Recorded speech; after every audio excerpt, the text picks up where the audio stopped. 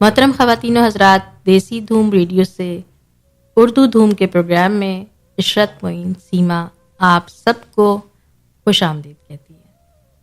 ہمیں بہت خوشی ہے کہ آج ہمارے پروگرام کا یہ چوتھا پروگرام ہم یہاں پیش کر رہے ہیں۔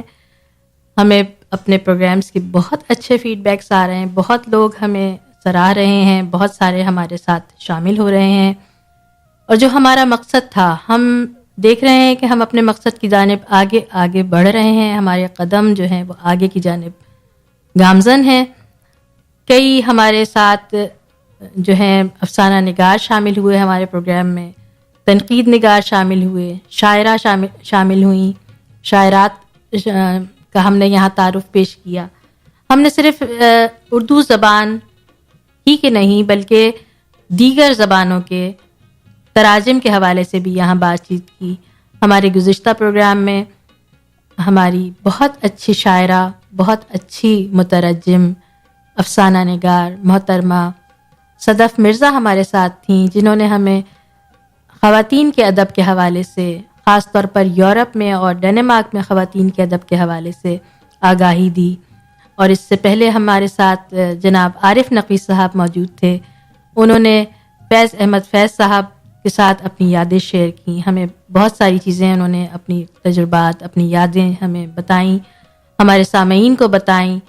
اور اس کے ساتھ ساتھ ہم نے جناب انور ظہیر رہبر، جو کہ برلن کے ایک نامور افسانہ نگار ہیں، شاعر ہیں، اردو زبان کے حوالے سے ایک محترم شخصیت ہیں، ان کا ہم نے تعارف پیش کیا، ان سے ہم نے یہاں بات چیت کی اسٹوڈیو میں۔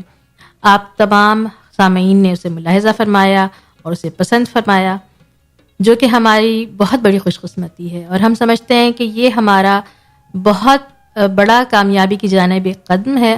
ہم جیسا کہ چاہتے تھے کہ ہم اپنی زبان کی ترویج یہاں جرمنی جیسے ملک میں بیٹھ کر کریں، ہم لوگوں کو یہ دکھائیں اور بتائیں کہ ہماری زبان میں، اردو زبان میں کتنی چاشنی، کتنی لطافت موجود ہے، کتنے لوگ ہیں جو کہ اس زبان کو، اس کی تہذیب کے حوالے سے جاننا چاہتے ہیں اور اس زبان کو سیکھنا چاہتے ہیں۔ ان سب لوگوں کو ہم نے جو ہے اپنے اس پروگرام کا محور بنایا، ہمارا پروگرام ان کے لیے ایک محور ہے، ایک مرکز ہے۔ وہ یہاں سے کئی معلومات لیتے ہیں، ہمیں یہاں فون کرتے ہیں، کال کرتے ہیں، اور بعض اوقات ہمیں وہ اپنے پیغامات بھیجتے ہیں۔ یہ ہماری بہت بڑی خوش قسمتی ہے کہ ہمیں دور دراز سے لوگ جو ہیں اس پروگرام کے حوالے سے یاد کرتے ہیں۔ فیس بک پہ ہمارے بہت سارے ساتھیوں نے ہمیں جوائن کیا ہے، ہمیں مختلف سوالات بھیجے ہیں، ہمیں مختلف تجاویز بھیجی ہیں، ہمیں اپنے مشورے سے انہوں نے نوازا ہے، انہوں نے بتایا ہے کہ ہم پروگرام کو کیسے بہتر کر سکتے ہیں۔ ہم نے جیسا کہ گزشتہ پروگرام میں آپ سے کہا تھا کہ ہم نے اپنے سامعین سے وعدہ کیا تھا بلکہ کہ ہم ہر دفعہ ایک کتاب کا تعارف یا ایک کسی شاعر یا مصنف یا افسانہ نگار یا کسی بھی اردو کے حوالے سے محترم شخصیت کا تعارف جو ہے وہ یہاں پیش کریں گے۔ تو ہم آپ کی ملاقات کروائیں گے یورپ میں بیٹھے ہوئے ان تمام لوگوں سے، جرمنی میں بیٹھے ہوئے ان تمام لوگوں سے جو کہ اردو ادب کے لیے، اردو زبان کے لیے، اس کے فروغ کے لیے، اس کی محبت میں سرگرداں ہیں اور کوشاں ہیں کہ یہ زبان پھلے پھولے، آگے پہنچے، نسل نو تک پہنچے۔ تو اس سلسلے میں ہمارا آج کا یہ چوتھا پروگرام ہے، اور میں بہت خوشی کے ساتھ آپ سے یہ بات شیئر کروں گی کہ آج کا ہمارا پروگرام جو ہے ہم نے یہ افسانے کے حوالے سے کیا ہے۔ ہمارا دوسرا پروگرام بھی افسانے کے حوالے سے تھا، اس میں ہم نے انور ظہیر صاحب کے افسانے سنے تھے، اور ہمارا یہ جو چوتھا پروگرام ہے، اس پروگرام میں ہم اپنے کلاسیکل افسانہ نگار محترمہ عصمت چغتائی صاحبہ کو خراج تحسین پیش کریں گے۔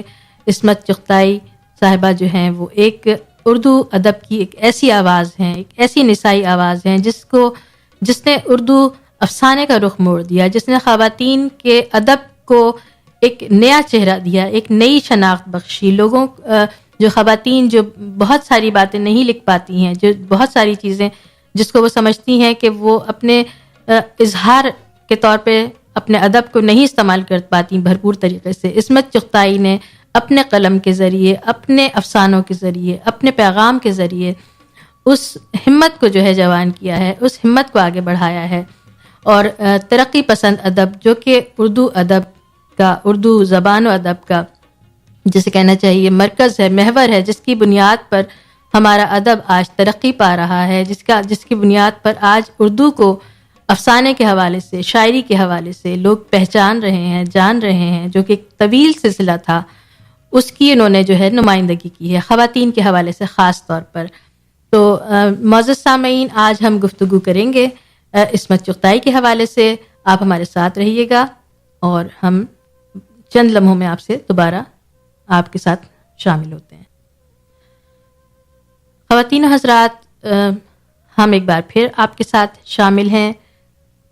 ہم آپ کو عصمت چغتائی کے حوالے سے ہم نے آج بات کا سلسلہ شروع کیا ہے، افسانوں کا سلسلہ شروع کیا ہے۔ اردو زبان کے حوالے سے بھی ہماری بات چیت ہوگی، ہمارے کالرز ہمارے ساتھ اس پروگرام میں شامل ہوں گے۔ لیکن جیسا کہ ہم نے آپ سے وعدہ کیا تھا کہ ہم آپ کا تعارف جو ہے وہ ہمیشہ ایک ادیب سے کروائیں گے۔ عصمت چغتائی کا نام اردو ادب اور افسانے کے حوالے سے کسی بھی تعارف کا محتاج نہیں ہے۔ عصمت چغتائی جو ہیں وہ 21 اگست کو 1911 میں بدایوں میں ہندوستان میں پیدا ہوئیں اور ان کا 24 اکتوبر 1991 میں ممبئی میں انتقال ہوا۔ آپ جو ہیں وہ افسانہ نگار ہیں، معروف افسانہ نگار، ترقی پسند تحریک کے ساتھ آپ جڑی ہوئی ہیں، اور آپ کے افسانے، عصمت چغتائی کے افسانے ہندوستان میں ہی نہیں بلکہ پاکستان اور بلکہ بر صغیر میں ہر جگہ بے حد پسند کیے جاتے ہیں، اور آپ ایک مشہور مصنفہ ہیں، افسانہ نگار ہیں۔ خاکہ نگاری اور ناول نگاری میں بھی آپ کا نام جو ہے وہ بہت بلند ہے۔ آپ صرف آپ کا ہی نہیں بلکہ آپ کا خاندان، آپ کا خانوادہ، آپ کے والد جو ہیں قسیم بیگ چغتائی ایک سول ملازم تھے، آپ کی والدہ جو ہیں وہ بھی ادب کے ساتھ وابستہ تھیں۔ آپ کے بڑے بھائی عظیم بیگ چغتائی کا نام بھی جو ہے وہ اردو ادب کے مشہور مصنفوں میں شمار کیا جاتا ہے۔ عصمت چغتائی نے نہ صرف افسانے لکھے، ناول لکھے، اور بلکہ انہوں نے فلمی دنیا میں بھی بہت کام کیا ہے۔ فلمی دنیا سے مراد کہ انہوں نے ان کی مشہور ناول ان کا ضدی جو کہ انہوں نے لکھا تھا 1948 میں سے 1950 کے درمیان، ان کے وہ جو ہے ان کے اس پر ایک فلم بنائی گئی تھی، اور وہ فلم جو ہے وہ کافی مشہور ہوئی تھی۔ عصمت چغتائی کے افسانوں کا بنیادی عنصر جو ہے وہ خواتین اور ان سے جڑے مسائل ہیں۔ وہ متوسط طبقے کی خواتین کی آواز ہیں، اور وہ ایسی آواز ہیں جو کہ معاشرے میں کہیں نہ کہیں سے کسی نہ کسی وجہ سے دبا دی جاتی تھی۔ آپ کو یاد ہوگا خواتین و حضرات کہ ہم نے محترمہ صدف مرزا سے اس سمن میں بات کی تھی کہ خواتین کا ادب مردوں کے ادب سے کیوں مختلف ہے۔ تو یہ ایسا ہی ہے کہ بہت ساری خواتین جو بہت کچھ لکھنا چاہتی ہیں، بہت کچھ کہنا چاہتی ہیں، نسائی اپنے جذبات کا اظہار چاہتی ہیں، وہ اپنا اظہار تو کر دیتی ہیں، لیکن ظاہر سی بات ہے کہ مشرقی ادب کے تناظر میں یا مشرقی عورت ہونے کے تناظر میں وہ بہت ساری باتیں جو کہ وہ کہنا چاہیے انہیں یا وہ اس کا اظہار کرنا چاہیے، وہ اپنے ادب میں نہیں کر پاتی۔ تو عصمت چغتائی جو تھیں انہوں نے اپنی ناولوں میں، اپنی کہانیوں میں ایک ایسی ہی لڑکی کو ہمیشہ اپنا کردار بنایا ہے جو کہ متوسط طبقے سے تعلق رکھتی ہے، متوسط گھرانے سے تعلق رکھتی ہے، اور وہ بہت سارے ایسے مسائل جو کہ جس پہ کہ خواتین افسانہ نگاروں نے بہت کم قلم اٹھایا ہے، ہمت کے باوجود بہت کم لوگوں نے قلم اٹھایا ہے، اس پہ انہوں نے کام کیا ہے۔ انہوں نے اس کو ان کا پہلا جو افسانہ تھا وہ گیند کے نام سے تھا، ان کا پہلا افسانہ، اور میں آپ سے یہاں کچھ چیزیں شیئر کروں گی کہ عصمت چغتائی کا ایک بہت اچھا انٹرویو جو ہے وہ کیا گیا تھا، ان سے کچھ سوالات کیے گئے تھے جس کے جواب میں انہوں نے بہت عمدہ اور بہت خوبصورت باتیں کہیں۔ ان سے ایک کسی صحافی نے سوال کیا تھا کہ ترقی پسند ادب کیا ہے؟ مطلب ادب تو ہم سنتے ہیں کہ ادب اور شاعری، لیکن ترقی پسند جو ہے وہ ادب کیا ہے؟ عصمت چغتائی نے اس پر جواب دیا کہ ایسا ادب جو انسان کی ترقی چاہے، انسان کی بھلائی چاہے، وہ آرٹ جو انسان کو پیچھے نہ دھکیلے، انسان کو انسان کی دنیا کی اچھی سمت پر چلائے، وہ ادب جو انسان کو علم و صحت اور کلچر حاصل کرنے میں مدد دے، اور وہ ہر انسان کو برابری کا حق دینے پر یقین رکھتا ہو، انسان کی زندگی کے عروج کا قائل ہو، انسان کو گندگی سے نکال کر صاف و شفاف مقام پر پہنچا دے، مکمل طور پر انسان کی بھلائی چاہے، اس کے سوچنے کے انداز پر ایسا اثر ڈالے کہ اسے بجائے پیچھے ہٹنے کے آگے بڑھنے کی جو ہے وہ لگن پیدا ہو، اندھیرے میں جانے کے بجائے اجالے کی طرف وہ آئے، وہی ترقی پسند ادب ہے۔ جب ہم ترقی پسند ادب کہتے ہیں تو اس کی وسعت بہت لامحدود ہو جاتی ہے۔ قصہ، کہانی، ناول، غزل، نظم، غرض ہے کہ ہر فکر و عمل کے کارہائے نمایاں جن سے انسان کی فلاح و بہبود مقصود ہو، وہی دراصل ترقی پسند ادب ہے۔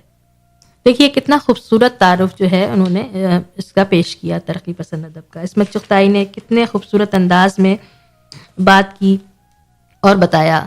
عصمت چغتائی کے کئی کتابیں جو ہیں ان کی ہم نے آپ کو یہاں متعارف ہم کروا سکتے ہیں، لیکن میں ان کا ایک ناول جو ٹیڑھی لکیر ہے اس پر میں آپ لوگوں سے بات کرنا چاہوں گی، بتانا چاہوں گی کہ انہوں نے یہ ناول جب ترتیب دیا تو یہ ناول ایک طرح سے ایک لڑکی کی پوری داستان ہے، اس کے پیدائش سے لے کر اس کے دم مرگ تک کے سمجھیے کہ تمام واقعات، تمام حالات جو اس زمانے میں گزرے، جس میں 1947 میں جب تقسیم آزادی کے وقت کی جو موومنٹ ہے وہ بھی اس میں بھی اس کی جھلک نظر آتی ہے۔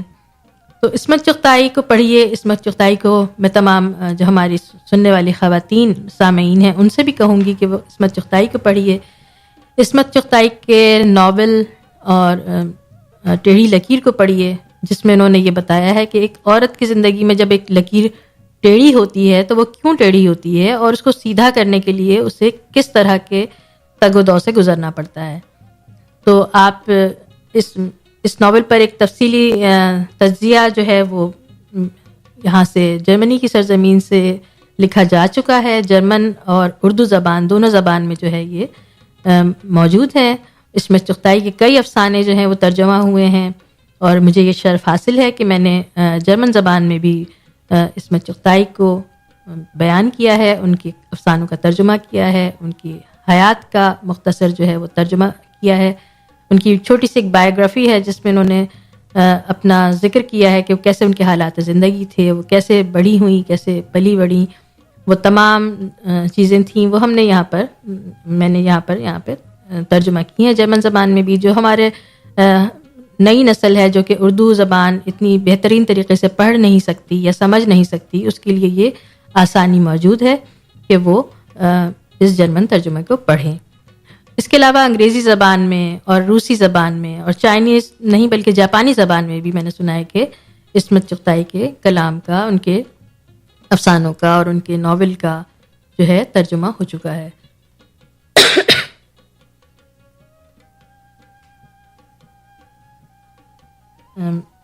آج ہم اپنے پروگرام میں عصمت چغتائی کے حوالے سے گاہے گاہے گفتگو کرتے رہیں گے، لیکن ساتھ ساتھ ہم اپنے نئے لکھنے والے نئے افسانہ نگاروں سے بھی آپ کا تعارف کروائیں گے۔ ہمارے یورپ میں یہ بہت خوشائن بات ہے کہ ہمارے کئی افسانہ نگار، ہمارے خواتین اور مرد یہاں موجود ہیں جو کہ بہت اچھا ادب تخلیق کر رہے ہیں، بہت خوبصورت لکھ رہے ہیں، اور ان کا جو لکھا ہوا ہے وہ آج سب جگہ جو ہے بہت پذیرائی پا رہا ہے۔ اسی طرح ہمارے لندن کی سرزمین جو ہے وہ انگلینڈ کی سرزمین وہ اردو کے حوالے سے کافی زرخیز ہے۔ وہاں ہمارے بہت سارے شعراء، بہت سارے افسانہ نگار، بہت سارے ادباء اور نقاد جو ہیں موجود ہیں، اور کسی نہ کسی طریقے سے اپنا بہترین ادب نہ صرف اردو زبان میں بلکہ انگریزی زبان میں بھی تحریر کر رہے ہیں، اس کا ترجمہ پیش کر رہے ہیں۔ اور انہی میں ایک نام ہے جناب فہیم اختر صاحب کا۔ فہیم اختر صاحب کی پیدائش جو ہے وہ کلکتہ کی ہے۔ انہوں نے اپنی تعلیمی زندگی کا آغاز وہیں سے کیا۔ مولانا آزاد کالج کلکتہ سے انہوں نے BA آنرس پاس کیا۔ اس کے بعد وہ یونیورسٹی میں انہوں نے MA وہیں سے MA کیا، اور اس کے بعد وہ نیا افق میں انہوں نے لکھنا شروع کیا 1993 سے، اور اس کے بعد جو کہ آل انڈیا ریڈیو سے بھی نشر ہوتا رہا. اس کے بعد وہ کلکتہ سے ہجرت کر کے لندن آ گئے اور ان کا افسانہ نگاری کا یہ شوق بھی ان کے ساتھ ہی ظاہر سی بات ہے ہجرت کر کے ان کے ساتھ آیا. اور جب وہ یہاں تشریف لائے تو ان کا جو افسانہ تھا اس نے اپنے افسانوی رنگ کو مزید بہتر بنایا. انہوں نے صرف اور صرف ہندوستان کے جو مناظر تھے, جو دیہی زندگی کے مناظر تھے, جو کہ عام زندگی کے مناظر تھے, اس کو اپنے افسانوں میں ہی نہیں پیش کیا, بلکہ انہوں نے اپنے افسانوں کو جو ہے انگریزی یا یورپی معاشرے کے ساتھ بھی جو ہے انہوں نے اس کو سامنے لے کر آئے, اس کو وہ بھی دکھایا انہوں نے اپنے افسانوں میں. اور ان کو کئی انعامات سے, کئی اعزازات سے جو ہے وہ نوازا گیا ہے.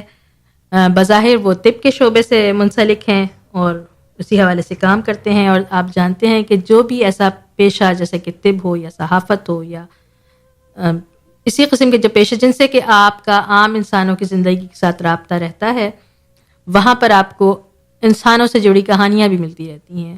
اور یہی کہانیاں جو ہیں فہیم اختر صاحب اپنے صفحہ کرتاس پر اپنے اتارتے ہیں, اپنی لکھتے ہیں اور بہت خوبصورت انداز میں پیش کرتے ہیں. ہم آپ سے فہیم اختر صاحب سے بھی بات چیت کروائیں گے, اور جو ہیں سامعین جو کہ ہمیں مستقل سنتے ہیں وہ بھی ہمارے ساتھ اس پروگرام میں حصہ لے سکیں گے. جو ان کے پاس سوالات ہوں وہ ہم سے سوالات کر سکتے ہیں, شیئر کر سکتے ہیں, ہمیں بتا سکتے ہیں, اور ہم آپ کو کوشش کریں گے کہ تمام آپ کو معلومات دیتے چلے جائیں. عصمت چغتائی کے افسانے جو ہے وہ 2 جلدوں میں شائع ہوئے ہیں, ہندوستان میں اور پاکستان میں بھی, اور ان کا ایک مشہور زمانہ لائن پر کوئی ہے ہمارے. جی ہیلو, السلام علیکم, کون صاحبہ ہیں؟ وعلیکم السلام, سمیرہ بات کر رہی ہوں, کیسے ہیں آپ؟ جی میں ٹھیک ہوں. سمیرہ آپ کہاں سے بات کر رہی ہیں؟ برلین سے بات کر رہی ہوں. اچھا, میں یہاں اسٹوڈنٹ ہوں. اچھا اور ماسٹرز کر رہی ہوں. ماشاء اللہ, بہت خوشی کی بات ہے کہ آپ یہاں سے ہی ہمیں فون کر رہی ہیں. اور ہمارا پروگرام آپ کو کیسا لگ رہا ہے, پہلے تو آپ یہ بتائیے. دیکھیں, اردو کے مناسبت سے تو واقعی بہت اچھا ہے, کیونکہ جس ہم جو جنریشن ہے ہماری وہ تو تھوڑا بہت اردو کے ساتھ کنیکٹ ہے, لیکن آنے والی جنریشن کے لیے یہ ایک اچھا انیشیٹو ہے آپ لوگوں کی طرف سے کہ ان کے لیے جیسے جیسے وہ آگے جاتے رہیں گے تو ان کو بھی اس چیز کی معلومات ہوتی جائے گی. جب وہ اس اسٹیج پر آئیں گے تو ایک اچھا انیشیٹو ہے. چلیے, بہت شکریہ. تو ہماری حوصلہ افزائی کی بات ہے. آپ ہمیں بتاتی رہیے گا کہ ہم اپنے اس پروگرام کو اور کتنا بہتر بنا سکتے ہیں, ہم اس میں اپنے نوجوان نسل کو کس طرح اور شامل کر سکتے ہیں, اردو کی جانب ان کو کس طرح راغب کر سکتے ہیں. آپ کے پاس بھی کوئی مشورے ہوں تو آپ ہمیں ضرور بتائیے گا. سمیرہ, آپ نے کال کی ہمیں, آپ ہم سے کوئی بات چیت کرنا چاہتی ہیں, کچھ پوچھنا چاہتی ہیں, تو ہم کوشش کریں گے کہ ہم آپ کو اس کا مکمل جواب دے سکیں. تو آج کا ہمارا پروگرام جو ہے وہ افسانے کے حوالے سے ہے, اردو افسانے کے حوالے سے ہے, عصمت چغتائی کے حوالے سے ہے, اور اس کے علاوہ عام جرمنی میں جو اردو کی صورتحال ہے اس کے حوالے سے ہے. اگر آپ کے پاس کچھ سوالات ہوں تو ہم منتظر ہیں آپ کے. جی بالکل. جرمنی میں اردو کے حوالے سے میں کچھ پوچھنا چاہوں گی. وہ یہ کہ دیکھیں, جرمنی مینز ایک اپنی ان کی ایک لینگویج ہے جرمن جو یہ استعمال کرتے ہیں. پھر ہم یہاں پر دوسری لینگویج انگلش آتی ہے جو ہم باہر آفیسز وغیرہ میں یوز کرتے ہیں, جو اتنی زیادہ نہیں ہوتی ہے, بٹ سیکنڈ لینگویج انگلش ہے. گھر میں ہم اپنی مدر ٹنگ یا اردو یوز کرتے ہیں. تو میری اپنی بیٹی ہے ماشاء اللہ, شی از 3 years old, اور وہ کنڈر گارڈن جاتی ہے. تو ان کا کنڈر گارڈن جو ہے وہ مکمل جرمن اس میں ہے, انگلش کا نہیں ہے. تو وہ وہاں پر جرمن سیکھ رہی ہیں. گھر پر آتی ہیں تو میری کوشش ہوتی ہے کہ میں اردو میں تھوڑی بہت بات کر لوں, انگلش میں بات کر لوں. پھر میری اپنی مدر ٹنگ ہے تو وہ کنفیوزڈ ہے. لیکن جیسے برلین میں اگر ہم یہاں رہ رہے ہیں یا جرمنی میں کوئی ایسا ادارہ یا انسٹیٹیوٹ ہونا چاہیے جہاں پر بچوں کے لیے اردو کا, جو اس ایج کے بچے ہیں جو لرننگ لیول پر اچھا ایک جلدی سیکھ رہے ہوتے ہیں, تو اردو کے لیے ان کے لیے کچھ ایسا انتظام ہونا چاہیے کہ وہ سیکھ سکیں. کیونکہ جو ہم اپنی عام زندگی میں اردو استعمال کرتے ہیں یہ وہ اردو نہیں ہے جو ایک اردو ہے جو کہی جاتی ہے. تو اس اردو کے لیے بس مجھے یہ ہے کہ میری اپنی دلی خواہش یہ ہے کہ میری بیٹی ایک اچھی بہترین اردو بولے جو ضرور. جی بالکل. تو اس سلسلے میں ہے اگر آپ اتنی کوشش کر رہے ہیں ایک چینل کے تھرو اردو کو اتنا زیادہ فروغ دے رہے ہیں تو ایک ایسا بھی ہونا چاہیے. جی بالکل ادارہ ہونا چاہیے, ایسی جگہ ہونی چاہیے جہاں ہمارے بچے وہاں پر یہ سیکھ سکیں. جی مجھے بہت خوشی ہو رہی ہے کہ آپ نے یہ سوال کیا ہے اور اس سوال کی اس کمی کی طرف آپ نے توجہ دلائی ہے کہ برلن میں چھوٹے بچوں کے لیے اس قسم کے کوئی ادارے یہاں موجود نہیں ہیں جن کی سرکاری یا غیر سرکاری طور پر کوئی سرپرستی ہو, جہاں پہ وہ اردو زبان سیکھ سکیں, اپنی زبان کے ساتھ اپنی ثقافت کے ساتھ جڑے ہوں, اور ان کی جو مطلب ہر عمر کے بچے کی ایک الگ کہنا چاہیے ذہنی سطح ہوتی ہے. اگر آپ کی بیٹی کی عمر 3 سال ہے تو ظاہر سی بات ہے اس کو چھوٹی چھوٹی نظمیں اور چھوٹی چھوٹی کہانیوں کے ذریعے بات چیت کا سلسلہ اس کو کر کے آپ اس کو آگے بڑھا سکتے ہیں. پھر آپ اس کو لکھنا پڑھنا اور الفاظ اور حروف سکھا سکتے ہیں اردو کے. اس قسم کے جو ہے یہاں پر ابھی تک افسوس کی بات یہ ہے کہ کوئی ایسا قاعدہ ترتیب نہیں دیا جا سکا ہے. پچھلے پروگرام میں ہم نے صدف مرزا صاحبہ سے بات کی تھی کہ وہ ڈینمارک میں انہوں نے بچوں کے حوالے سے انہوں نے اردو قاعدے لکھے ہیں جو کہ ڈینش اور اردو زبان میں ہیں, اور انہوں نے بڑا اچھا انہوں نے ہمیں یہ تاثر دیا تھا. انہوں نے بتایا کہ جو چیزیں یہاں موجود ہیں اس کو انہوں نے الفاظ میں لیا ہے, جیسے بے سے برف, مطلب ہمارے یہاں بے سے بلی یا بے سے بکرا یا بے سے بلہ اس طرح کا کہا جاتا ہے. انہوں نے برف جو ہے وہ بہت کم جگہ استعمال کی جاتی ہے, یا میم سے ملکہ, کیونکہ کینیڈا کہہ رہی ہوں یہ ڈینمارک میں جو ہے وہاں کی ملکہ ہے. بچوں کے ذہن سے ہی ایک تصور ہے کہ میم سے انہوں نے ملکہ لیا, میم سے انہوں نے جو ہے وہ دوسری چیزیں نہیں. تو مطلب اس انوائرمنٹ کے حساب سے انہوں نے اردو کو انٹروڈیوس کیا. جی بالکل, انوائرمنٹ کے حساب سے کنٹریبیوٹ کرنا, اور وہ چیز جو ہے بچے بہت اچھی طرح سیکھ جاتے ہیں, سمجھ جاتے ہیں, جو کہ اپنے آپ کے کلچر کے ساتھ ہوں یا جہاں جس معاشرے میں آپ رہ رہے ہوں وہاں کے ساتھ ہوں. اب یہاں پہ بھی رہنے والے جیسے کہ آپ بھی یہاں رہتی ہیں, آپ کو پتہ ہوگا کہ یہاں پہ ایک مینار ہے زیگے زوئلے کے نام سے, جہاں پر ایک بڑی سی پری بنی ہوئی ہے, سونے کی پری, جسے کہ جرمنی اپنی سیکنڈ ورلڈ وار کے بعد میں جیت کے بعد, فرانس سے جیت کے بعد وہ لے کر آئے تھے اسے, اور وہ یہاں نصب ہے ایک چوراہے پر. اور اکثر ہمارے دیسی لوگ جو ہیں اس چوراہے کو زیگے زوئلے کا نام دینے کے بجائے پری چوک کہتے ہیں. مطلب یہ ان کے لیے بہت آسان ہے. اسی طرح سے یہ انسان کی فطرت ہے کہ انسان جو ہے جہاں رہتا ہے اپنے آپ کو اسی کے لحاظ سے مطابقت پیدا کرنے کے لیے نئے الفاظ ڈھونڈ لیتا ہے, نئی چیز وہ ڈھونڈ لیتا ہے.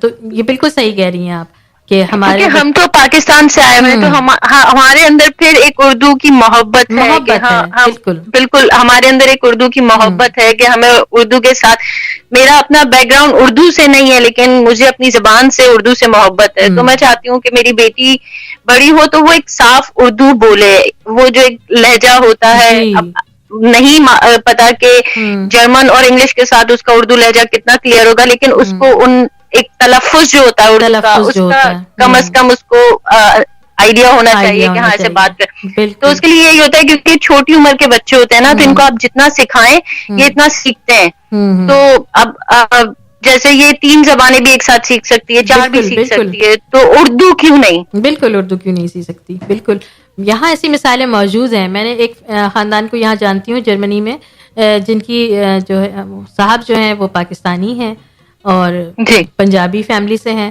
اور ان کی وائف جو ہیں, ان کی جو بیگم ہے وہ ایران سے ہیں, اور ان کے 2 بچے ہیں, اور ان کے بچوں کو میں نے جو ہے وہ اردو اور فارسی اور جرمن انگریزی کے ساتھ ساتھ پنجابی زبان بھی بولتے دیکھا ہے اور سنا ہے. دیکھیں یہ تو بہت بڑی بات ہے نا. اور اس میں ان کی بیگم سے میرا ہمیشہ سوال ہوتا تھا کہ آپ نے کیسے مطلب یہ اتنی زبانیں 4-5 زبانیں ایک ساتھ بچوں کو دینا. تو انہوں نے یہ کہا کہ بھئی کوئی بھی زبان ان کو اتنی مطلب جرمن کے علاوہ, جرمن زبان ظاہر سی بات ہے کہ ان کی یہاں کی زبان ہے اور اس میں براٹ اپ ہوئے ہیں وہ, اور اس کے علاوہ انگریزی چونکہ وہ یہاں پہ کسی حد تک تعلیم حاصل کرنے میں یا عام جو ہے ابلاغ کے لیے ضروری ہے تو وہ, لیکن انہوں نے کہا کہ باقی جو ہے اردو یا فارسی زبان ان کی اتنی پختہ نہیں تھی. اس کے لیے انہوں نے باقاعدہ طور پر خود بچوں کو گھر میں سکھانا پڑھانا, اور جو ہے اگر پڑھانا بھی نہیں تو کم از کم جو کارٹون فلمیں ہوتی ہیں یا بچوں کی اس طرح کی کوئی اردو قاعدے ہوتے ہیں یا پنجابی میں یا فارسی میں کہہ لیں گے کہ ہم لے کر آتے تھے اپنے ملکوں سے, اور اپنی جو ثقافتی پروگرامس ہوتے ہیں, جو اپنی کمیونٹی کے پروگرامس ہوتے ہیں, ہم ان میں بچوں کو لے کے جاتے تھے, اور بچے جو ہیں آپس میں ملتے تھے, ایک دوسرے کو سمجھتے تھے. تو ظاہر سی بات ہے آپ نے بھی دیکھا ہے کہ یہاں کا ماحول تو ایسا ہے کہ یہاں پہ صرف جرمن زبان جو ہے بنیادی طور پر ہر جگہ ہے, چاہے وہ ہر جگہ ہے. اور بچہ جب کنڈر گارڈن جانا شروع کرتا ہے 3 سال کی عمر میں, جب وہ کچھ اپنا ابلاغ کرنے, کچھ بولنے کے قابل ہوتا ہے, جب وہ سمجھتا ہے الفاظ کو یا بولنے کی کوشش کرتا ہے, تو اس وقت پہلا لفظ جو ہے اس کو جرمنی کسی نہ کسی طرح آتا ہے. مجھے خود یاد ہے میری بیٹی بہت اچھی جرمن کہتی ہے, مجھ سے زیادہ وہ بولتی ہے. مینس مجھے, کیونکہ وہ اب ایک پورا 5 سے 6 گھنٹے کا اس کو ایک ماحول جو ہے, انوائرمنٹ جو ہے وہ جرمن مل رہا ہے, تو وہ بات ہی جرمن میں کرتی ہے. سمجھتی ہے ماشاءاللہ, اردو بھی سمجھتی ہے, انگلش بھی سمجھ لیتی ہے, لیکن اس کے زیادہ تر جو الفاظ ہوتے ہیں وہ جرمن میں ہی ہوتے ہیں. جی یہی تو بات اگر ہے. جی جیسے ہو کہ اگر ہفتے میں 1 یا 2 ایسی چھوٹی کلاسز ہوں, جیسے ایک اور یہاں پر ادارہ ہے وہ اسلامک جو ہے وہ کلاسز دے رہا ہے, تو ایسے اگر اردو کا بھی ہو جائے تو بہت اچھا ہے, بہت اچھا ہے. میں سمجھتی ہوں یہ ایک بہت بڑا اقدام ہوگا اگر آپ لوگ اس میں ضرور. ہم اس پر کام کر رہے ہیں, اور ہم آگے بھی اس پہ کام کریں گے. اس زمن میں آپ کو یہ بتاتی چلوں کہ برلن کے علاقے شونے بیگ میں ایک ادارہ ہے, ایک چھت کے نیچے, آئن ڈاک شولے کے نام سے. وہاں پر وہ والدین جو کہ جرمن سیکھ رہے ہیں, اور وہ بچے جو کہ وہ اپنے بچوں کو اردو سکھانا چاہتے ہیں, تو وہ بچے وہاں پہ اپنے والدین کے ساتھ ایک ہی وقت میں آ کے تعلیم حاصل کر سکتے ہیں. مطلب اسی دوران والدین جو ہیں وہ 1 گھنٹہ جیسے جرمن پڑھیں, تو بچے جو ہیں اس دوران اردو پڑھتے ہیں. یہ تو بہت زبردست بات ہے, یہ تو مجھے نہیں پتا تھی. یہ ایک ہے, اور میں بالکل سرچ کروں گی. ہاں آپ اس کو ضرور دیکھیے گا. اور اس میں ابھی یہ ہے کہ بڑی عمر کے بچے ہیں, چھوٹی عمر کے بچوں کا اتنا کوئی ایسا انتظام نہیں ہے, کیونکہ ظاہر سی بات ہے کہ آپ کو پتہ ہے کہ جب چھوٹے بچے آتے ہیں تو پھر ان کا نصاب اسی طرح ہوتا ہے, ان کے ساتھ ان کی کمیونیکیشن یا ان کو اس طرح کا ماحول دینا پڑتا ہے آپ کو نا. جی بالکل. تو اس سلسلے میں کام ہو رہا ہے, اور جیسے ہی کوئی آگے پیش رفت ہوتی ہے تو ہم اپنے دیسی دھوم ریڈیو کے پروگرام اردو دھوم کے حوالے سے آپ کو ضرور مطلع کریں گے. دیسی دھوم تو ویسے بھی مطلب جرمنی میں, برلین میں ہم پاکستانیوں کے لیے ایک بڑی نعمت ہے کہ ہم اردو میں بھی کچھ سن سکتے ہیں اس پر. میں تو کہتی ہوں آپ لوگ کچھ گانے شانے بھی لگائیں جو اردو کے ہوں, جو ہماری موویز کے ہیں. ضرور, ہم آپ کو بہت اچھے گانے سنوائیں گے, اور بہت اچھی شاعری بھی سنوائیں گے, اور ہم بچوں کے حوالے سے بھی کام کریں گے. آپ کا بہت بہت شکریہ کہ آپ نے فون کیا, اپنا قیمتی وقت ہمیں دیا. آپ کا بہت شکریہ. اور جو ہے آپ نے اپنی رائے سے بھی ہمیں نوازیے گا, آپ ہمیں کال کرتے رہیے گا, میسج دیتی رہیے گا, اور جو بھی نئی یہاں پہ چیز ہوتی ہے اردو کے حوالے سے ہم اس میں آپ کو ضرور بتاتے ہیں. بہت شکریہ. آپ کا بہت بہت شکریہ سمیرا, اپنا بہت خیال رکھیے گا. اور یہ تھی سمیرا برلن سے ہمارے ساتھ. اور آپ نے دیکھا کہ یہ بچوں کو اردو کی تعلیم, اردو زبان کی تعلیم دینے کے لیے خواہش مند ہیں, متحرک ہیں, اور تلاش کر رہی ہیں ایسے ادارے, ایسے لوگ جو کہ بچوں کو چھوٹے بچوں کو اردو پڑھا سکیں, اردو کا ماحول فراہم کر سکیں. خواتین و حضرات, جس طرح ہماری مذہبی ذمہ داری ہے کہ ہم اپنی مذہبی کتابیں, اپنی مذہبی تعلیمات اپنے بچوں تک پہنچائیں, اسی طرح ہماری ثقافتی ذمہ داری ہے, ہماری تمدنی ذمہ داری ہے کہ ہم اپنی زبان اپنے بچوں تک پہنچائیں. ہم ان کے لیے جو ہے چھوٹی چھوٹی کہانیاں اردو میں ان کو پیش کریں, ان کے ساتھ اردو میں گفتگو کریں, بات چیت کریں, اور ان کو چھوٹے چھوٹے جو ہمارے ورڈ پزلز وغیرہ ہوتے ہیں الفاظ کے معنی میں, جس طرح بچوں کے ساتھ ہم یہاں پہ مختلف گیمز ہوتے ہیں, وہ ہم اردو میں ان کے ساتھ کھیلیں, اور اردو میں ہم ان کے ساتھ جو ہے بات چیت کریں. تو وہ بہت اچھا ہوگا کہ ہم اس طرح سے اپنی زبان کو لے کے چلیں. تو مجھے یقین ہے, مجھے امید ہے کہ ہم اگر اپنی زبان کو اسی طرح آگے لے کے چلتے رہے, ہماری نسل نو اس چیز کو آگے لے کے چلتی رہی, تو پھر ہم جو ہے اپنی زبان کو وہاں تک ضرور پہنچائیں گے جہاں تک ہمارے لوگ ایک آج افسانہ نگار اور شاعر بن گئے ہیں, اور اس زمین پر اپنا ادب تخلیق کر رہے ہیں. ہمارے ساتھ لائن پر موجود ہیں جناب فہیم اختر صاحب. فہیم اختر صاحب کا تعارف میں نے ابھی تھوڑی دیر پہلے پیش کیا ہے. آپ افسانہ نگار ہیں, بہترین ادب تخلیق کرتے ہیں, کئی انعامات جو ہے وہ بین الاقوامی سطح پر اور حاصل کر چکے ہیں. اور ان کی بہت خوبصورت ایک کتاب لندن کی ڈائری کے نام سے ابھی کچھ دنوں پہلے شائع ہوئی ہے، جس نے اردو بیرون محجر ادب کے حوالے سے اردو دنیا میں ایک دھوم مچا ڈالی ہے. ہماری خوش قسمتی ہے کہ جناب فہیم اختر صاحب یہاں موجود ہیں. تو میں چاہوں گی کہ فہیم اختر صاحب آپ اپنا تھوڑا سا تعارف ہمارے سامعین کو خود پیش کیجئے کہ آپ وہاں کس شعبے سے منسلک ہیں، آپ کی کتنی کتابیں آ چکی ہیں، آپ کیا کر رہے ہیں. سب سے پہلے آپ کو خوش آمدید، اور پھر آپ سے گفتگو کا سلسلہ شروع کرتے ہیں. جی شکریہ. میرا نام فہیم اختر ہے، جیسا آپ بتا رہی ہیں. میں تو لندن میں مقیم ہوں پچھلے 25 برسوں سے. جی. اور یہاں میں بطور رجسٹرڈ سوشل ورکر کام کرتا ہوں. اچھا. ایک اسپتال ہے royal hospital for neuro disability, brain injuries hospital ہے، تو وہیں پر میں کام کرتا ہوں. اس کے علاوہ لکھنے پڑھنے کا شوق تو کافی زمانے سے تھا. کتابیں آئی ہیں، ایک گریزہ لمحہ افسانوں کا مجموعہ ہے، اور کالم کا پہلا ایڈیشن آیا ہے پچھلے سال، لندن کی ڈائری. اور اس کے علاوہ ابھی ایک اور کتاب ایک صاحب نے لکھی ہے فہیم اختر کی خدمات، اور اچھا وہ بھی کلکتہ میں ابھی اس کا اجرا ہوا تھا. ماشاءاللہ. تو یہی ہے بس. بہت بڑی بات ہے کہ آپ مطلب اس عمر میں آپ کے لیے لوگ بھی لکھ رہے ہیں. آپ کی خدمات یقیناً اتنی زیادہ ہیں اردو کے لیے کہ لوگ جو ہیں آپ کے اوپر ایک باقاعدہ آپ کی خدمات پر ایک کتاب ترتیب دی گئی ہے. فہیم اختر صاحب، آپ بنیادی طور پر افسانہ نگار ہیں. آج ہم یہاں گفتگو کر رہے ہیں اپنے پروگرام میں عصمت چغتائی کے حوالے سے. تو آپ عصمت چغتائی کو یا ان کے افسانوں کو کس نظر سے دیکھتے ہیں؟ آپ کیا سمجھتے ہیں کہ وہ باقی ترقی پسند تحریک کا ایک حصہ ہیں، ان کا قلم یا عصمت چغتائی؟ اور مطلب عصمت چغتائی کے افسانے پرو اور کنٹرا دونوں طرف گئے ہیں نا. مطلب کچھ لوگ جو ہیں وہ ان کو پسند کرتے ہیں، کچھ لوگ جو ہیں وہ کہتے ہیں کہ نہیں، انہوں نے عورت کو فحاش اور بے باک بنا دیا ہے. تو اس حوالے سے میں چاہوں گی کہ آپ تھوڑا سی اپنی رائے پیش کیجئے کہ آپ عصمت چغتائی کو آپ نے پڑھا ہے، اگر آپ نے پڑھا ہے تو آپ ان کو کیسا محسوس کرتے ہیں؟ نہیں دیکھیں، پڑھا تو میں نے سبھی کو، لیکن بہتر یہ ہوتا ہے نا کہ ہم اکثر الجھ جاتے ہیں دوسروں کے بارے میں بات کر کے. مثال کے طور پر منٹو ہیں، یہ ہمارا جو ہے نا، دیکھیں ہم نئی نسل کے لکھنے پڑھنے والے ہیں. بالکل.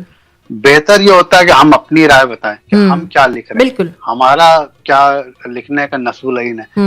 ہم اکثر کانفرنس میں جاتے ہیں تو یہی ہوتا ہے، اقبال غالب کی شاعری پر باتیں ہوتی ہیں اور ان چیزوں باتیں نہیں ہو رہی جو ابھی لکھی جا رہی ہیں. بالکل. ہاں، تو ان کے بارے میں کب بات ہوگی؟ کیا ہم بھی مریں گے تو اس کے بعد نہیں. تو یہ آپ کا جو سوال ہے، جی ظاہر سی بات ہے. دیکھیں عصمت چغتائی کی بہت سارے افسانے، میں نے ایک ڈرامہ دیکھا تھا، نصر الدین شاہ صاحب لندن لے کے آئے تھے عصمت آپا کے نام. جی.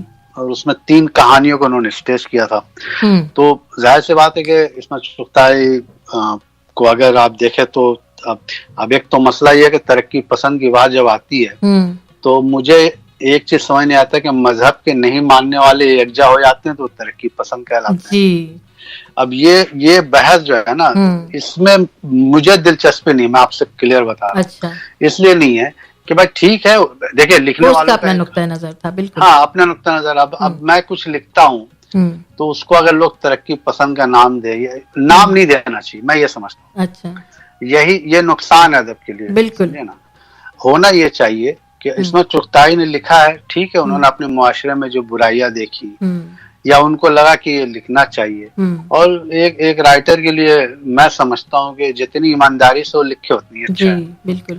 اب اس کو نام دے دینا کہ وہ ترقی پسند تھے اور وہ معاشرے میں یہ برائی وغیرہ، ظاہر سی بات ہے ہم معاشرے میں جو چیز دیکھتے ہیں اسی کو قلم بند کرتے ہیں. بالکل صحیح بات ہے. اسی کو لکھتے ہیں، اور پھر پڑھنے والا جو ہے نا یا تو پسند کرتا ہے یا نہیں. میری بہت ساری کہانیاں ہیں جو لوگوں کو پسند نہیں ہے، وہ سمجھتے ہیں کہ مجھے ایسی بات نہیں لکھنی چاہیے. جی. لیکن یہ تعمیری تنقید جو ہے نا وہ ضروری ہے. بالکل.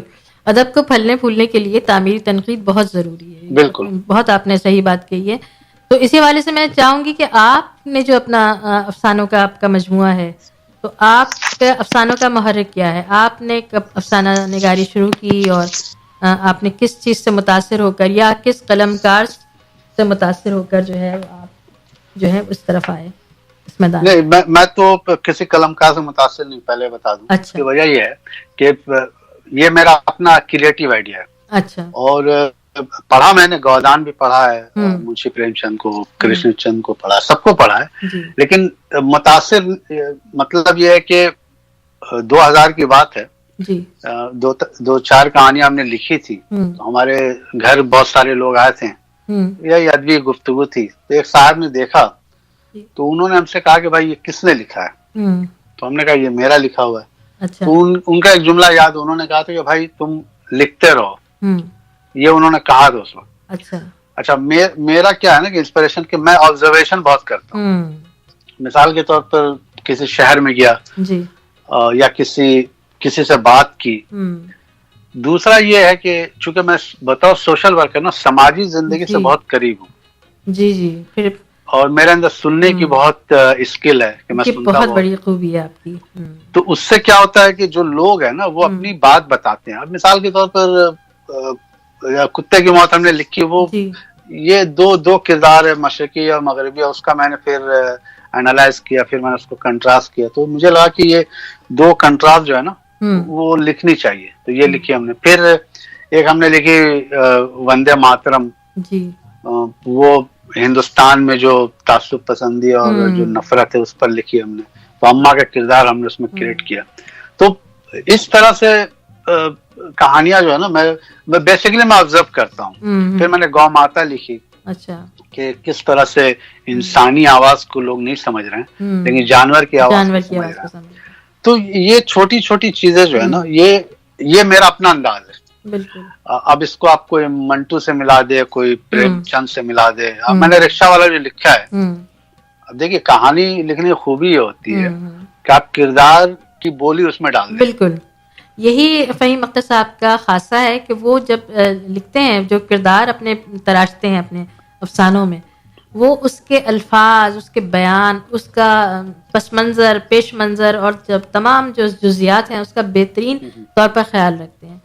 تو آپ مطلب آپ کا مشاہدہ بہت زیادہ جو ہے قوی ہے، میں یہ کہوں گی، اور بہت باریک بینی سے آپ اس طرف توجہ دیتے ہیں. تو گاؤں کی زندگی پہ میں نے آپ کے افسانے سنے بھی ہیں، پڑھے بھی ہیں، تو بہت خوبصورت آپ نے لکھے ہیں. تو اگر ہمیں چاہیں تو تھوڑی دیر بعد یا ابھی آپ ہمارے سامعین کو اپنے افسانے کا کوئی اقتباس سنائیے تو ہمیں بہت خوشی ہوگی. ہاں بالکل، وہ سنا سکتا ہوں اگر آپ اجازت دیں. جی تو میں تو سنا سکتا ہوں. اور اس کے علاوہ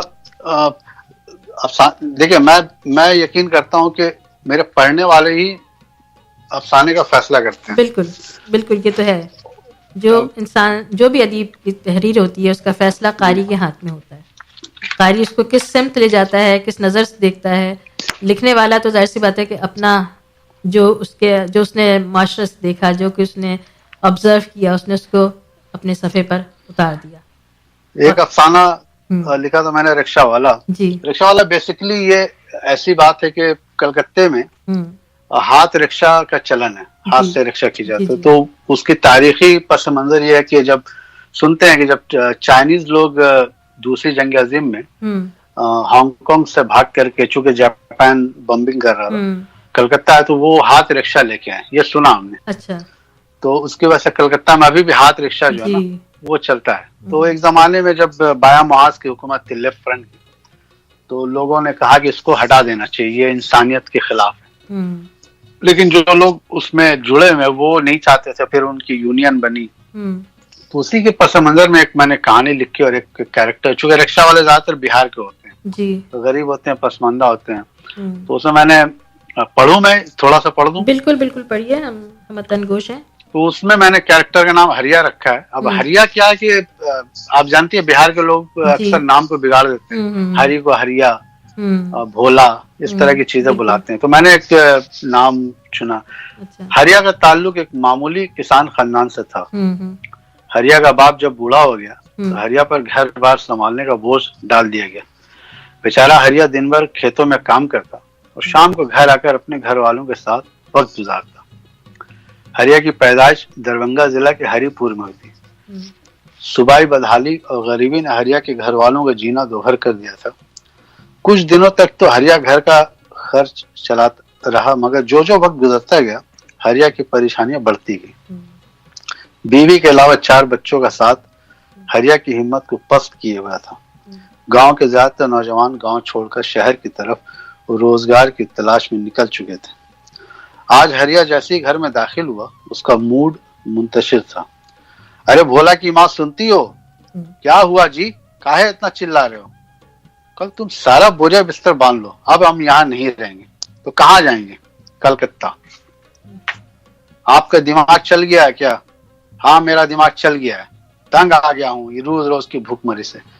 میں کل اسٹیشن جا کر پتہ کرتا ہوں کلکتہ والی گاڑی کس وقت آتی ہے۔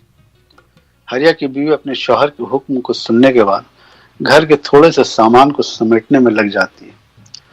ہاوڑا اسٹیشن پر اترتی حریہ اور اس کا پریوار بھیڑ میں دھکے کھاتا ہوا باہر نکل آیا۔ سامنے ہاوڑا پل کو دیکھ کر حریہ کا بیٹا بھولا خوشی کے مارے اچھل پڑا۔ باپو دیکھو یہ کیا ہے؟ ہاں رے یہ کیا ہے؟ حریہ بھی حیرانی سے دیکھنے لگتا ہے۔ اتنے میں ایک رکشہ والا حریہ کی حیرانی کو دیکھتے ہوئے بول پڑتا ہے، ارے یہی تو ہاوڑا کا پل ہے۔ ارے باپ رے پل ہے اتنا بڑا؟ اب یہ جو ہم نے پڑھا ہے نا، اب یہ تو پوری کہانی پڑھنی کہانی، ہاں وہ تو اس میں دیکھیے 2-4 باتیں آپ نے نوٹس کیا۔ ایک تو میں نے بالکل گاؤں کی بولی استعمال کیا آپ نے۔ اس کے لیے میں نے ریسرچ کیا، چونکہ میں تو کلکتے میں رہا ہوں، لیکن کلکتے میں تو دوسری زبان بولی آتی ہے، تو ریسرچ کیا تو پتا چلا کہ دربھنگا میں اس طرح کی بولی آتی ہے۔ پھر دربھنگا کچھ لوگوں سے ملا، ان کے تلفظ کو تو اس طرح سے میں نے جو ہے نا کہانی کو لکھی ہے، اور اس میں اس کے پس منظر میں تاکہ پڑھنے والوں کو یہ لگے کہ وہ میرے کردار کے ساتھ ساتھ ہے، اور کس جگہ پر ہے، کس مقام پر ہے، وہ بھی اس کا بھی ایسے اندازہ ہو۔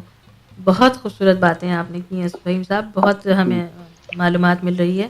شکریہ۔ اچھا یہ بتائیے کہ انگلینڈ میں افسانہ نگاری کے حوالے سے لندن کی سرزمین کیسی ہے؟ وہاں مطلب افسانہ نگار کتنے ہیں اور کس طرح سے اردو افسانہ نگار؟ دیکھیے برطانیہ میں لندن تو محدود نہیں کروں، برطانیہ میں میں اردو ادب سے 2000 میں جڑا۔ اچھا۔ اور جب میں 2000 میں جڑا تو اس کی وجہ یہ تھی کہ یہاں پر ایک بہت بڑا اردو کا کانفرنس منعقد ہوا تھا، اور اس میں کافی لوگ آئے تھے۔ ایک صاحب ہندوستان سے آئے تھے، تو ان کے ذریعے میں یہاں کے لوگوں کو جان پایا۔ چونکہ مجھے 25 سال ہو گئے ہیں برطانیہ میں رہتے ہوئے، تو اس زمانے میں 2000 میں مجھے 7 سال ہوئے تھے، زیادہ دن ہوئے نہیں تھے۔ تو جب پتا چلا تو لوگوں نے، چونکہ میں ان کی عمر سے مقابلے میں ابھی بھی میں جوان ہوں اور جوان تھا، تو اس وقت وہ مجھے بلانے لگے تقریبات میں، تو زیادہ تر جو لوگ آتے تھے وہ یا تو 60 اور 70 کی دہائی میں جو برطانیہ آئے تھے وہی لوگ تھے، اور ان سبوں کے ساتھ 2-3 باتیں جو ہے نا وہ بڑی کامن تھی۔ ایک تو یہ کہ وہ ریٹائرڈ تھے، دوسرے ان کے پاس وقت تھا، تیسرے جو ہے اردو زبان سے وہ محبت کرتے تھے۔ تو وہ ایک جوش تھا اور وہ کر رہے تھے، لیکن نوجوان اور یہاں کی جو نسل ہے جو یہاں پلی بڑھی ہے وہ نہیں تھی، وہ غائب تھی۔ اچھا میں بھی جڑ گیا، پھر وہاں انجمن فروغ اردو کا میں سیکریٹری بنا 2006 میں 2008 میں۔ تو جب میں بنا تو پھر میں نے 2 انٹرنیشنل کانفرنس، سیمینار اور وغیرہ وغیرہ مشاعرہ کروایا۔ اب معاملہ جو ہوا یہ، اچھا افسانہ نگار میں دیکھیں آپ امجد کا نام لے سکتے ہیں، ابھی کافی ایک مانا نام ہے جی، اور اس کے علاوہ مقصود الہی شیخ صاحب بریڈفورڈ میں ہیں، جو تو بہت سینئر ہیں، اور بھی کئی لوگ ہیں، جتندر بلو کا نام ہے یہ بھی۔ لیکن میں نے جو محسوس کیا ہے کہ پچھلے 5 یا 6 برسوں میں ایک عجیب سی بات ہو رہی ہے۔ اب دیکھیں ہوا یہ ہے کہ جو لوگ بیچارے 60-70 کی دہائی میں آئے تھے، ایک تو وہ عمر کے اس نہج پہنچ گئے ہیں کہ ان کی صحت ٹھیک نہیں ہے، اور دوسری بات یہ ہے کہ بہت سارے لوگ اللہ کو پیارے ہو گئے۔ اب یہ مسئلہ یہ ہو گیا ہے کہ اب میں محسوس کرتا ہوں کہ مشاعرہ تو ہو رہا ہے لیکن وہ بھی کم ہو رہے ہیں، پہلے جیسے نہیں ہو رہے ہیں۔ اب ان تمام دشواریوں میں میں اب اکیلا محسوس کرنے لگا ہوں۔ ہاں ظاہر سی بات ہے کہ بہت آپ کو حقیقت بتا رہا ہوں میں۔ جی جی۔ اب محفلیں ہوتی ہیں، آپ بھی آئیے دیکھیے، وہاں پر سب 70+ لوگ ہیں، 70+، تو میں نوجوانوں کی طرف بہت مایوس نہیں بولوں گا، میں بہت پریشان ہوں کہ اگر اللہ نے زندگی دی تو 10 سال بعد تو میں بالکل اکیلا ہو جاؤں گا. تو آپ کس طرح کیا کر سکتے ہیں کہ ہماری نوجوان نسل اس طرف آئے، ہمارے ادب کو پہچانے، اردو زبان کے ساتھ جو ہے وہ جڑے؟ مشکل یہ ہے کہ ایک تو ہم روایتی طور پر جو پروگرام کرتے ہیں نا اس میں نوجوان نسل آنا نہیں چاہتی جی، یہ میں نے محسوس کیا. اچھا. دوسری یہ کہ نوجوان نسل جو ہے چونکہ اسکول میں تو اردو پڑھ رہی ہے اور زیادہ تر وہ پاکستانی جن کے ماں باپ وہ پڑھواتے ہیں، لیکن وہ اردو سے پڑھتے ہیں کہ ان کو آپشنل پیپر ہوتا ہے اور نمبر ملنے کا اس میں زیادہ امکان ہوتا ہے. اس کے بعد ان کا شوق جو ہے بالکل ختم ہو جاتا ہے. وہ اب جیسے میں اسٹوری انگریزوں سے بات کرتا ہوں تو میں بتاتا ہوں کہ بھائی میں اردو رائٹر ہوں، میں یہ نہیں بولتا ہوں، جھجک نہیں ہوتی، لیکن ایک وہ بن نہیں رہا ہے ایک کنسنس جو ہم نئی نسل کو لائیں اور ہو سکتا ہے کہ ممکن ہے کہ ان کو دلچسپی بڑھے، لیکن میں تو نہیں کر پا رہا ہوں بھائی. میں کیا بولوں، اب مجھے کوئی سپورٹ بھی نہیں سمجھ میں آ رہا ہے کس کے ساتھ کروں. 2-4 نوجوان سے بات کی تو ان کا سوائے مجھے کہ مانے ہیں کہ نوجوان نسل آتی نہیں مشاعرے میں. جی، اب اس کو کیا حل ہے؟ یہ میرے خیال سے ہمارے پورے یورپ کا ہی ایک مسئلہ ہے کہ ہر جگہ جو ہے وہاں کی زبان کے ساتھ ساتھ، اور ہم ریجڈ بھی بہت ہیں، ہمارے اندر فلیکسیبلٹی بالکل ہمارے اندر فلیکسیبلٹی نہیں ہے. ہمیں اپنی نوجوان نسل کو لانے کے لیے آگے بہت کچھ کرنا پڑے گا. ایک چیز میں سوچ رہا ہوں، آپ تو جرمنی میں رکھتی کہ ہمیں دیگر زبانوں کے ساتھ جو ہے نا ایک لنک بنانا ضروری ہے. بالکل، کم سے کم اس سے یہ ہوگا کہ اردو زبان والے بھی وہاں پہ جائیں، بات کریں، پڑھے لکھیں، تو اس سے ہو سکتا ہے نئی نسل کے لوگ انٹرسٹ دکھائیں گے. یہ جو ہم آئسولیٹڈ ہو کر کے الگ الگ کر رہے ہیں نا، مجھے تو بھائی اس میں امکان کم نظر آ رہا ہے. لیکن مایوس نہ ہو، انشاءاللہ اس کی کوئی صورتحال بہتر ضرور نکلے گی، اور ہماری اردو جو ہے وہ یقیناً اس زبان کے اندر اتنی وسعت ہے، اتنی چاشنی ہے کہ یہ زبان آگے تک ضرور جائے گی. بالکل، بھلے سے وہ شاعری کے حوالے سے آگے بڑھے، لیکن یہ ہے کہ وہ سفر اپنا نثر کی طرف بھی ضرور کرے گی. آپ کو اور ہمیں جو ہے یہ کوششیں جاری رکھنی چاہیے، اور انشاءاللہ ہم جاری رکھیں گے. ہمارے ساتھ جناب فہیم اختر صاحب تھے. اب میں ان کا بہت بہت شکریہ ادا کروں گی کہ وہ ہمارے ساتھ شامل ہوئے. میری ایک نظم ہے، اگر آپ جی اچھا، یہ مجھے بہت خوشی کی بات ہے اگر آپ اپنی نظم سنانا چاہیں گے تو آپ کے وقت ہے پاس؟ بالکل، آپ سنائیے. یہ نظم ہم نے پڑھی ہے، ہندوستان میں پڑھی ہے، اور یہ میں سمجھتا ہوں کہ آپ کو پسند آئے گی. تو اس کا ہے کہ ہاں میں نے بھی ایک خواب دیکھا ہے. میں نے بھی ایک خواب دیکھا ہے، میرا شعور مجھ سے آس لگائے ہوئے یہ کہتا ہے، میرے عزیز تمہیں خواب دیکھنا ہوگا. میرا جنون نئی راہ دکھاتا ہے مجھے، نئے جہاں کی تعمیر سکھاتا ہے مجھے. یہ میرا خواب ہے کہ ایسی ایک دنیا ہو جہاں پہ سوچ کی پرواز پہ نہ پہرا ہو. میرے شعور فلک پر بھی اتنی وسعت ہو، مجھے سوال اٹھانے کی بھی اجازت ہو. کسی کو کوئی سہارے کی نہ ضرورت ہو، نظام دہر بھی کچھ اس طرح مناسب ہو. نہ کوئی قیدی، کوئی قتل، نہ عدالت ہو، نہ کوئی خوف، نہ دہشت، نہ تاریکی ہو. یہ میرا خواب ہے کہ ایسی ایک دنیا ہو جہاں ہر آن گرے نفرتوں کی دیواریں، جہاں پہ حق بھی حقدار کے قدم چومے. سو ایک ایسی ہی دنیا ہمیں بنانی ہے، تمہارے ساتھ یہ دنیا ہمیں بنانی ہے. یہ میرا خواب ہے کہ ایسی ایک دنیا ہو. ہاں میں نے بھی ایک خواب دیکھا ہے. بہت خوب. ہاں میں نے بھی ایک خواب دیکھا. بہت خوب فہیم اختر صاحب، اللہ تعالیٰ آپ کے اس خواب کی تعبیر جو ہے وہ ضرور آپ کو شکریہ دکھائے. بہت خوبصورت نظم ہے آپ کی، اور آپ کا بہت بہت شکریہ کہ آپ ہمارے ساتھ اس پروگرام میں شامل ہوئے. ہمارے سامعین کو آپ نے لندن کی اور بالخصوص برطانیہ میں اردو کی صورتحال کے حوالے سے جو ہے روشناس کروایا. آپ نے، ہم نے آپ کے افسانوں کو سنا، سب کچھ سنا. بہت بہت اچھا لگا. بہت شکریہ آپ کا. اور آپ ہمارا پروگرام سنتے رہیے، ہمیں فیڈ بیک دیجیے گا ضرور، اور اپنے مشوروں سے، اپنے رائے سے بھی ہمیں آگاہ کیجیے گا کہ ہم اس پروگرام کو اور کس طرح بہتر بنا سکتے ہیں، اور کس طرح ہم اس کو آگے اردو نئی نسل میں جو ہے اردو کو زبان کو آگے پہنچا سکتے ہیں. بہت بہت شکریہ آپ کا. بڑی مہربانی. السلام علیکم. وعلیکم السلام. جی یہ تھے فہیم اختر صاحب جو کہ خواب کی بات کر رہے تھے کہ واقعی یہ ہمارا خواب ہے بیرون ملک پاکستان اور ہندوستان سے رہنے والوں کا کہ ہماری زبان اردو جو ہے وہ آگے بڑھے پھلے پھولے. صرف زبان کی حد تک نہیں بلکہ وہ ایک بحیثیت علم، بحیثیت ادب، بحیثیت شاعری ہمارے سامعین تک، ہمارے ناظرین تک، ہمارے جو اردو کے چاہنے والے ہیں ان تمام لوگوں تک پہنچے اور وہ اسے سیکھیں، اس زبان کو سمجھیں، اس کی ثقافت، اس کے تمدن کو جانیں.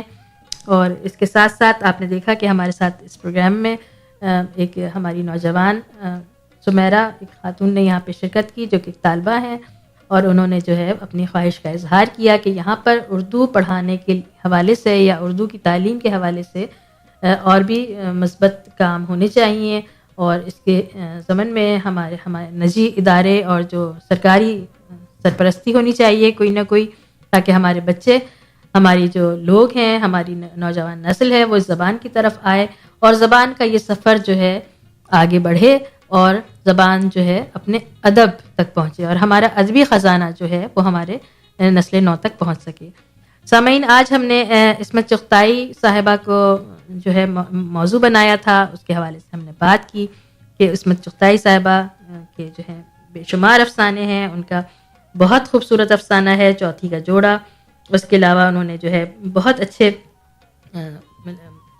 ناول لکھے ہیں. ان کے جو ناول نگاری میں ان کے 2 ناول بلکہ 3 ناول ضدی، معصومہ اور ٹیڑھی لکیر نے بہت شہرت پائی ہے. ٹیڑھی لکیر کا جو ہے انگریزی زبان میں بھی ترجمہ ہوا ہے، ہندی زبان میں بھی ترجمہ ہوا ہے اور اس کا جزوی طور پر جرمن زبان میں بھی ترجمہ ہوا ہے. تو خواتین و حضرات، ہم چاہیں گے کہ یہ سلسلہ آگے بڑھتا رہے، آپ لوگ ہمارے ساتھ شامل ہوتے رہیں. آج ہمارا پروگرام جو ہے ہمیں خوشی ہے کہ ہمارے ساتھ یہاں کے لوکل لوگ بھی شامل ہوئے اور بین الاقوامی طور پہ بھی ہمارے ساتھ لوگ شامل ہوئے. آپ بھی اسی طرح اپنا فیڈ بیک ہمیں دیجیے گا، ہمارے ساتھ شامل ہوئیے گا. آپ ہمارے پاس کال کر سکتے ہیں، ہمارا پتہ، ہمارا ٹیلی فون نمبر ہماری ویب سائٹ پہ موجود ہے اور آپ ہمیں اپنی رائے سے بھی نواز سکتے ہیں. آپ سب کا بہت بہت شکریہ کہ آپ نے اپنا قیمتی وقت ہمیں سننے کے لیے صرف کیا اور ہماری زبان اردو کی محبت میں ہمیں سپورٹ کی، ہمیں ہمت دلائی کہ ہم یہ سلسلہ اور آگے بڑھائیں اور ہم اپنے اس سلسلے کو میں آپ کو بھی شامل رکھیں. تو آپ سب کا بہت بہت شکریہ. اپنا خیال رکھیے گا. اگلے ہفتے پھر انشاءاللہ ملیں گے اور کسی نئے موضوع کے ساتھ، پھر کسی نئی شخصیت کے ساتھ. جب تک کے لیے اجازت دیجیے. اللہ حافظ. اپنا بہت خیال رکھیے گا. بہت بہت شکریہ.